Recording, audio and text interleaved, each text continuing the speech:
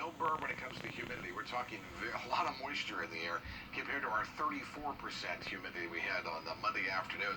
Still, a radar loop certainly showing lots of clouds and some scattered showers.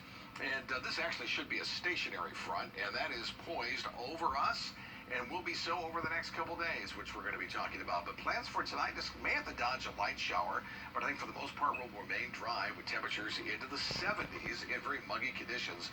So summer's taking a vacation with temperatures in the 80s with our chances of some showers. We'll talk about a better chance of storms on Friday and find out when summer returns, all coming up. All right, Tim, thanks so much.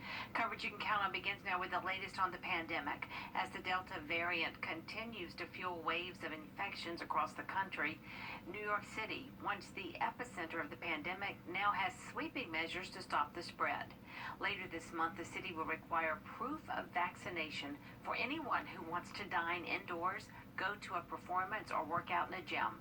The program comes as the Delta variant is straining hospital systems across the country. Florida broke its record for hospitalizations today with more than 15,000 people. Governor Ron DeSantis doubled down on his stance against shutdowns and mask mandates. We're not shutting down.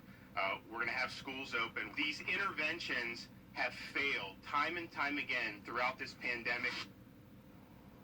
Right now, all 50 states are reporting a rise in new infections, or a rise in vaccinations, I should say. The national rate of Americans getting their first dose up more than 73%. 70% of American adults have gotten at least one dose of the vaccine, and the vaccination rates here in the CSRA are rising as well. But doctors say they're still too low. Here's Chloe Salsameda. Testing sites are getting busier as COVID-19 spreads throughout the community again. But so are vaccination clinics, which is a good sign in the fight against the Delta variant. Dozens of cars are lining up at AU's testing site again. It started getting busy in mid-July. They went from testing 60 people a day to 160. In the past week, we've increased to our max capacity right now. While more people sign up for testing, they're also signing up for vaccinations. Vaccination rates have increased by 2% in Richmond and Columbia counties in the last month. But Dr. Joshua Wjbf says it's not happening fast enough. What we know is that vaccinations are ultimately leading to a 25-fold decrease in hospitalizations or deaths if you're vaccinated. If you're unvaccinated, your risk goes up 25 times of severe disease or death. Hospitals are quickly filling up with unvaccinated patients.